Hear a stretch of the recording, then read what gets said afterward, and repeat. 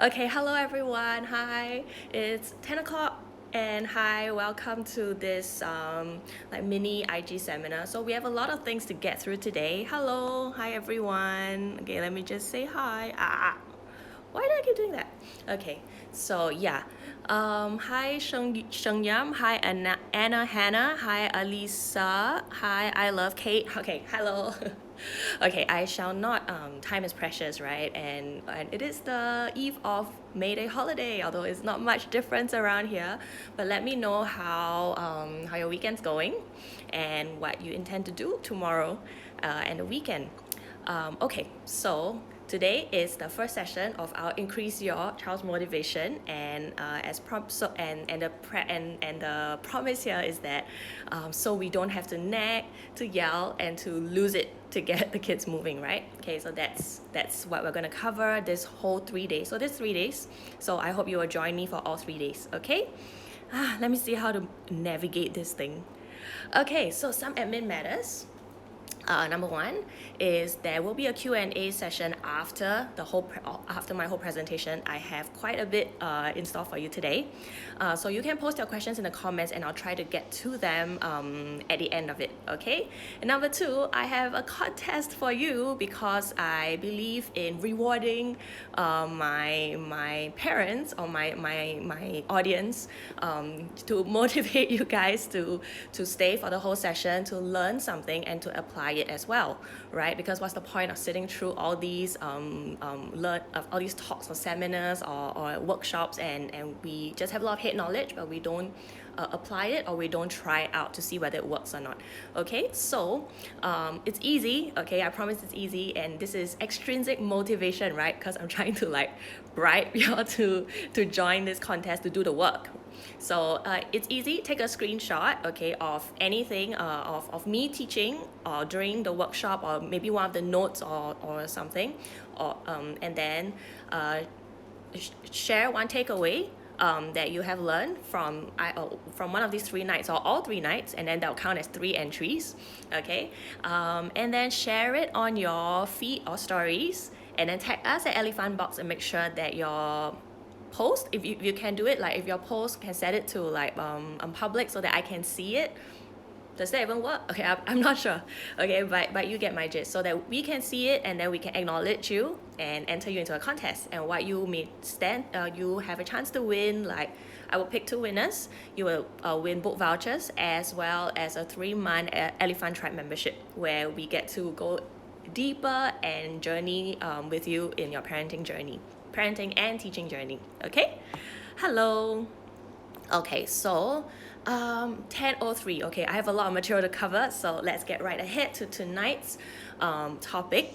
Okay, and that is how to get your kids motivated to brush your teeth, or to brush their teeth, to bathe, or to put on their shoes, etc. So I've grouped all of these issues into or topics into like what a toddler might face, or what you might face with a toddler at around 1 to 3 years old. Okay. Oh, I'm so sorry. Before I get into that, I forgot to self-introduce myself for those of you who do not know us and what we do. I'm Abigail, and I'm from Elephant. At Elephant, we do 2 things. Number one is we have the Elephant Box, and that's when we send a box of learning stuff to you every month. Okay, not this month because of COVID restrictions, so we haven't been able to send our boxes. Yeah, so we can't send the box this month, but usually on normal days we do send boxes to families, and they contain curated activities revolving around a certain theme. Okay, and these activities are supposed to help you teach your kids and cover the essential preschool skills. Yeah. Okay, and the second thing we do is Elephant Tribe. That's something we added just last year in October. Elephant Tribe is an online membership where we teach parents how to teach and parent your child the child-centric way, using Montessori-inspired strategies and EQ coaching. Basically, we want to take the overwhelm and confusion out of parenting and teaching by giving you a clear roadmap, so that you can assess where your child is at, which stage your child is at, where you are at in your own parenting journey, and then work from there. So it takes the confusion out of this whole like, what do I do with my kids? I receive so many conflicting parenting theologies and philosophies and all that. Yeah, so basically that's what we do. Okay, and this year we're adding a focus on EQ, because what's the point of having like very high IQ kids or very motivated kids, but our kids don't care for others, or they don't know how to express care for others or be friends with others, that kind of thing. So we want to add a bit of focus on that this year. And we want to focus on EQ, we want to focus on growth mindset, social emotional learning, social emotional strategies, and things like that. A bit of the soft skills part, so that we equip our children to be really emotionally healthy, holistic people who are ready to rock their worlds. Yeah. Okay, sorry. So back to today's topic. How to get your kids to do all these routine stuff. How many of you are struggling with these right now? Can you put in your comments? Hi, Mandy. Can you put in your comments like, yeah, I see a thumbs up, I see loves. Yeah, what exactly are you struggling with? Let me know if it's not about brushing teeth, bathing, and putting on shoes. So I want to know what kind of routine stuff are you struggling with your kids, okay? So let me know in the comments. I'll get back to them at the end. So a bit of context, I want to give you a bit of the psychology of what 2 and 3 year olds or 1 to 3 year olds are thinking of, where are they coming from, and why they're exhibiting such difficult behaviors. Because we always say, right, it's the terrible twos, it's the teenager stage. Why is that so? It's because they at 1 year old, they're learning to walk, right? And they're still unstable, but at 1.5, almost 2 years old, which is where my Ariel is at now, they are getting very, very confident. They are very confident walkers. They are very good climbers, okay? They are very physically mobile, right? And with this physical mobility comes an assertion of independence. Also, their brains are maturing really fast. They're picking up words that adults use, and what they watch from TV, from YouTube, from their siblings and all. They're picking up words like 100 words per week almost. Okay, so they're expanding vocabulary, and their physical their physical mobility makes them look as if they are really little humans. But we forget that actually their mental and their emotional maturity is still very, very underdeveloped. Because why? They're only 1 year old, right? So power, independence, but at the same time they lack that nuance, maturity. So for example, they have expanding vocab, but they don't know how to express themselves fully. So often when you ask them if they want something, the answer is only 2 kinds: yes and no, right? Anything that is not yes is a no. And when they say no, we take it as, they're being defiant, they're being disobedient. And then we take it as that it's an affront to our parenting, it's an affront to our authority as a parent, or they're not respecting us.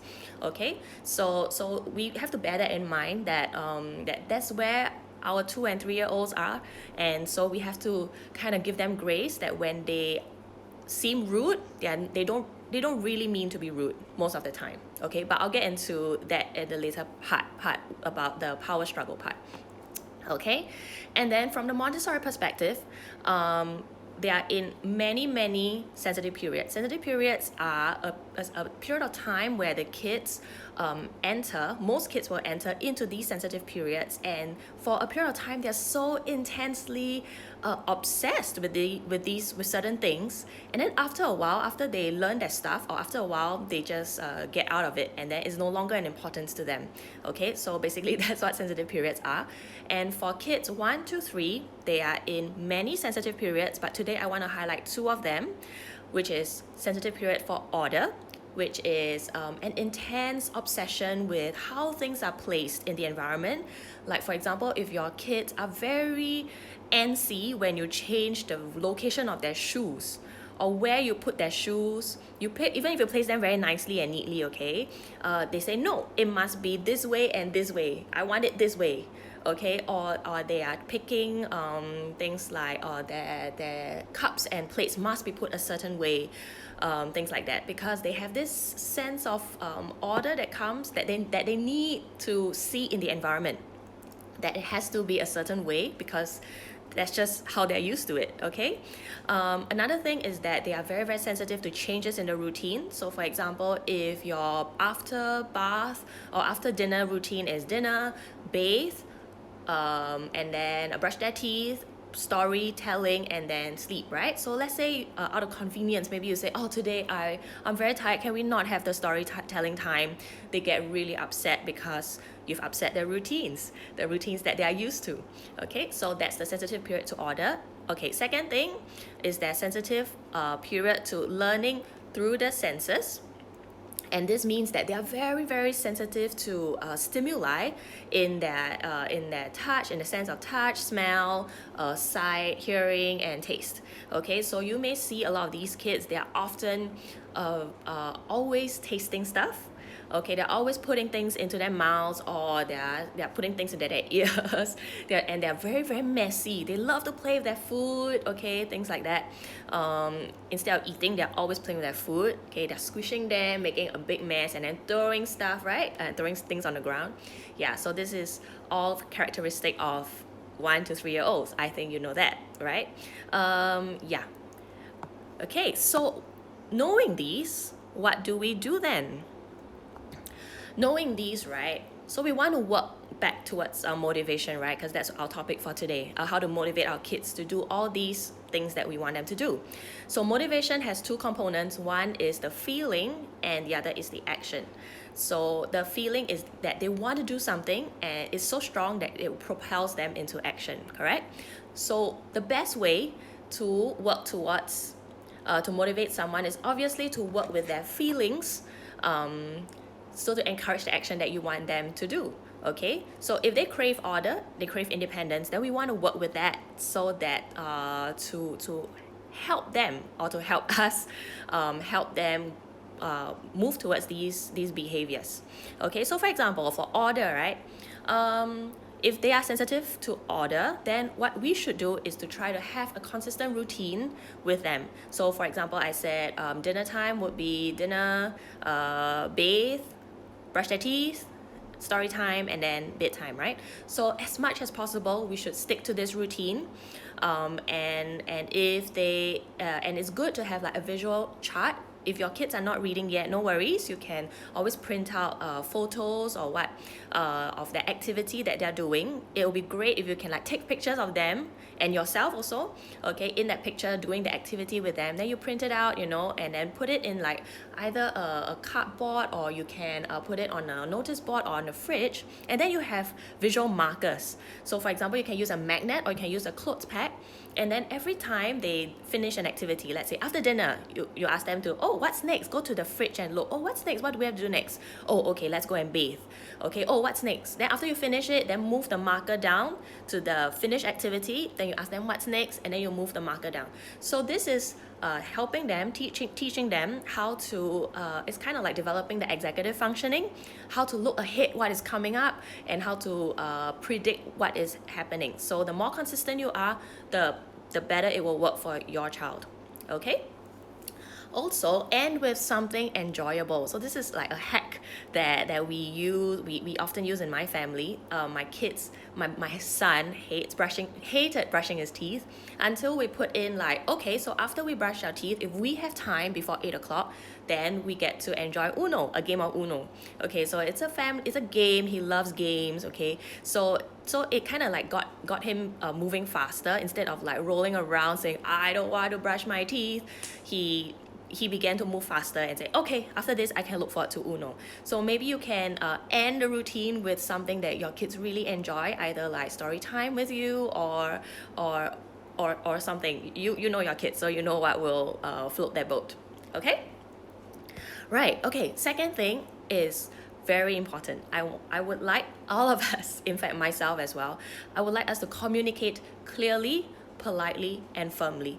What does this mean? It means that every time you give an instruction, be very mindful. When you give an instruction, you get down to your child's eye level, okay, and then make sure he's looking at you, because oftentimes our toddlers will be doing stuff, they're fiddling with things, they are playing with their trains or whatnot, and they're not listening, they are not good at multitasking, right? So they are not listening to you. So what happens is when you just shout over their heads, which is what I often do, right? Like, hey, go brush your teeth. And I'm like doing my stuff. I'm not even looking at them. Then they will take it as, it's not important. If it's important, she will come and tell me. Okay, she'll come and talk to me at my eye level. So what I do is that I used to do it with my oldest daughter. Now she's like 9.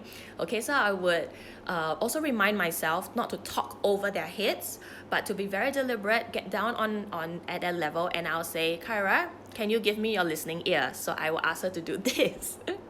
So it's like kind of a visual action or a cue to show that she's listening to me and I have her full attention. Okay, and then I will give her the instruction like, can you go brush your teeth now?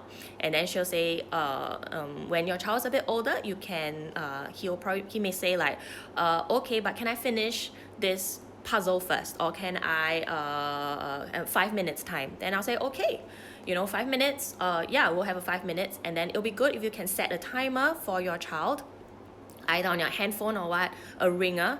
So they say, okay, 5 minutes I set for you already. I put my handphone here. When it rings, we will go and brush our teeth, okay? And she says, okay.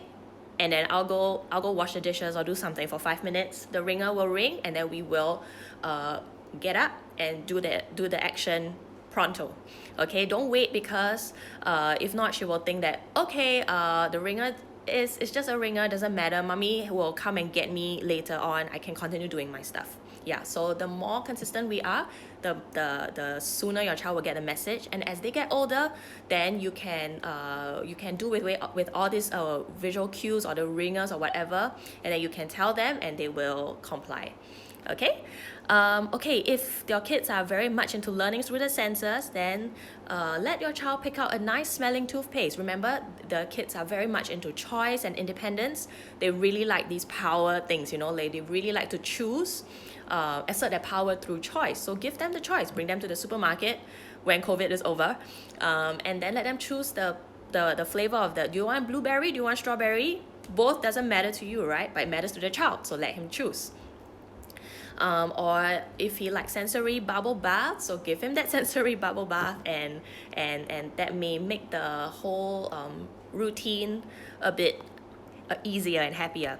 Okay, so yeah, so for example, if they are very into the independence, give them choice and time.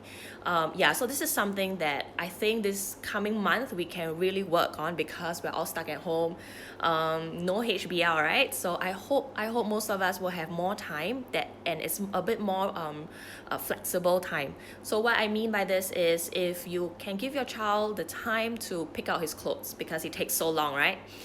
Give him that time. If he takes the time, if he needs the time to wear his shoes because he wants to be independent to wear his shoes, give him the time. Because sometimes we adults have our own time, right? And we give our kids like 2 minutes to put on their shoes, and we expect them to be out the door.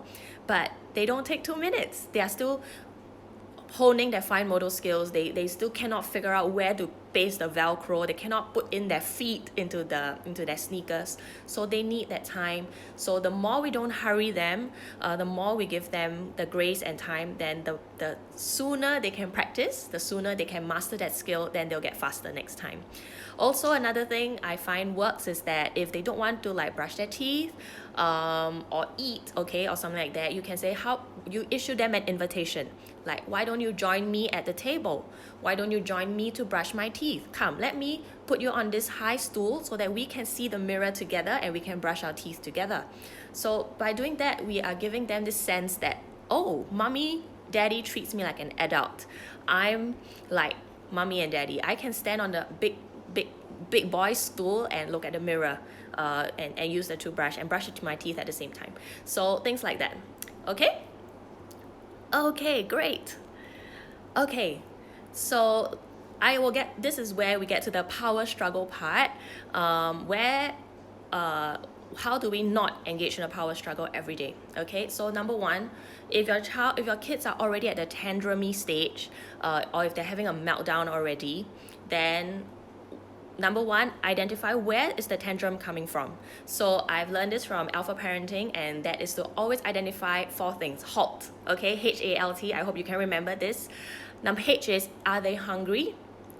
Are they anxious? Are they lonely? Or are they tired?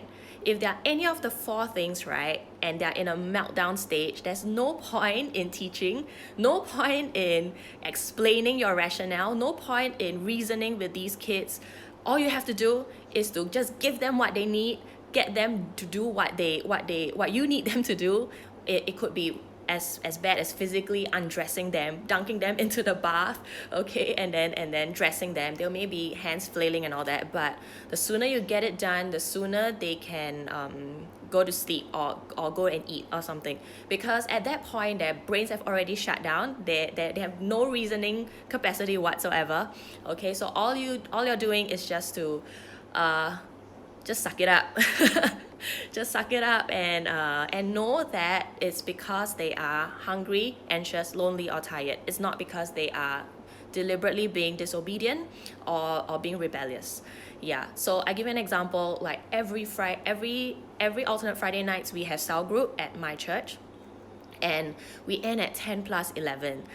My kids sleep at 8 o'clock, so I know they are tired. So when they are so at around 8 to 11, they're running around with the other kids. They're very happy, they're hyper, okay, but I know they will crash in the car, and I know when I get them out of the car, they will yell and they will scream because they are sweaty, they are tired, but they can't sleep yet. So during that time, I'm just like, okay, whatever, you just get into the bathroom, I'm just going to hose you down, get you dressed, and then they're crying, they're like tantruming, they're 9 and 7, and they're still doing that, okay?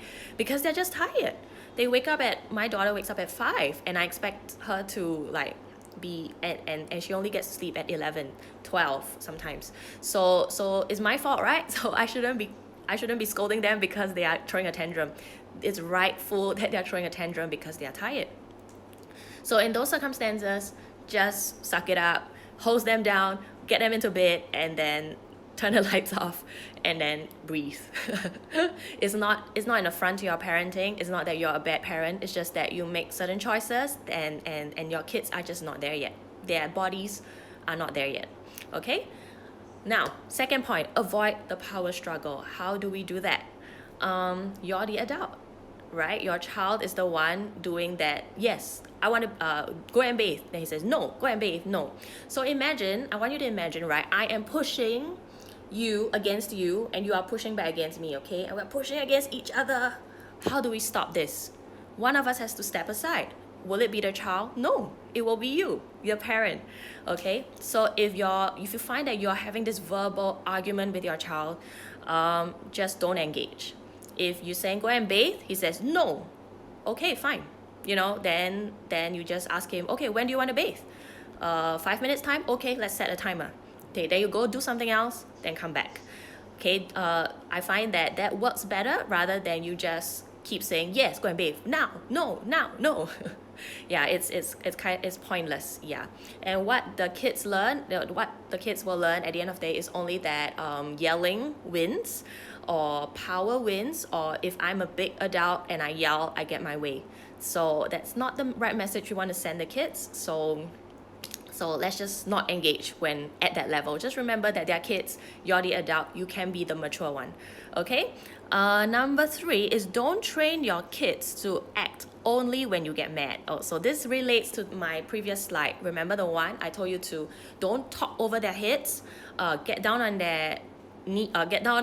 their eye level and give the instruction once, and then maybe one more reminder, and that's it. Okay, don't train your children to respond at the 6th or 7th time when you start yelling. So what happens is this, when I say go and bathe, and I'm doing my stuff, right? Go and bathe. No, they're doing their own stuff, they're like not listening to me, right? And then I tell them go and bathe, go and bathe, go and bathe, go and bathe. Then they know, okay, that woman means business, I will happily go and bathe now. 6 or 7 times, yeah, that's about right. Now she's going to start yelling now.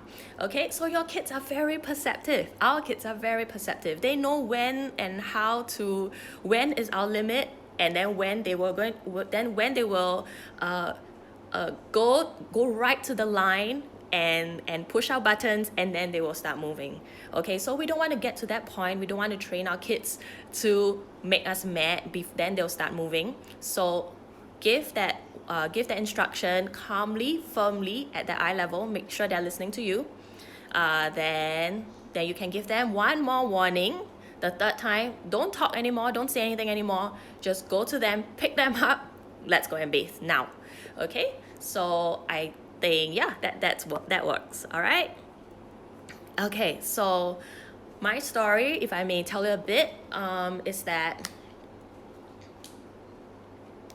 how did I get into all these, right? Is that when my daughter was very young, I knew I didn't want to be that kind of mother who would have to push and my kids to study, nag at them every day. Oh, have you done your things here? Have you done your spelling? Okay, and then I have to sit there next to them so that they will do their work. I knew I didn't want to be that kind of mother. I know I don't have that patience in me to be that kind of mother. So I started looking for a kind of a preschool or a preschool philosophy or curriculum that would emphasize the love of learning and self-directedness. And I found it in Montessori, because when I went to visit the school, I saw that these 2 or 3 year olds were happily learning, happily doing work, without being pushed. In fact, it was after their graduation concert, so the principal and the teachers all very lepak, very relaxed. Okay, they weren't doing any serious teaching, and the principal was entertaining me, right, in that classroom of kids. So she just asked me to observe. I look at what the kids are doing. We're not teaching, but the kids are working. They are picking things up of their own interest to work at it. So they go and so they pick up stuff like they're pouring water, they are doing bead work, they are doing coloring, they're writing their books, they're drawing their illustrations. I thought, I was like, wow, my background was a secondary school teacher, and I've been in primary schools as well before, and I've never ever seen our primary school and secondary school kids behave like that. So it was really eye-opening for me to see like 2-3 year olds doing that. And then the 5-6 year olds were very mature kids. They were teaching the 2-3 year olds what to do if they came into problems, and they approached the koko tetes to ask them for stuff. So I was like, wow, what is this sorcery? What is this magic sauce that Montessori has? And so I was very intrigued, and I went to do my diploma in Montessori. And that's when I was really seriously mind blown at how simple their techniques are. And so I thought, like, how nice it would be if I can bring some of these things into Singaporean homes. Some of you or some of us may not be able to find a convenient Montessori school nearby, or may not be able to find one that is suitable for our kids. Not all Montessori schools are good, right? Just like not all preschools are good. So I thought, like, how can I bring this into more families into the homes? I'm not trying to turn every of your home into a Montessori classroom, but there are a lot of principles that we can apply from young, from when they are babies, and these child-centered principles will help our kids develop into more motivated, more self-directed, more attuned to what he or she likes and wants, and they know that is respected by their parents. And so I think that is something very powerful, and I'd love to like share more over the next few days. Okay, and so this is what we are teaching in Tribe. Okay, and tomorrow I'm opening up the membership in Tribe. So if you're interested, you can click on the link in the bio. There's a Tribe info page. You can go and take a look to see what's this all about, what we are doing, and I'd love to share more in the next few days. See whether this is something you want for your family, okay? And it's not too late to join the waitlist, because I'll be announcing some special early bird bonuses. Right, so I will see you tomorrow, same time at 10 o'clock. All right, see you, bye-bye. Good night.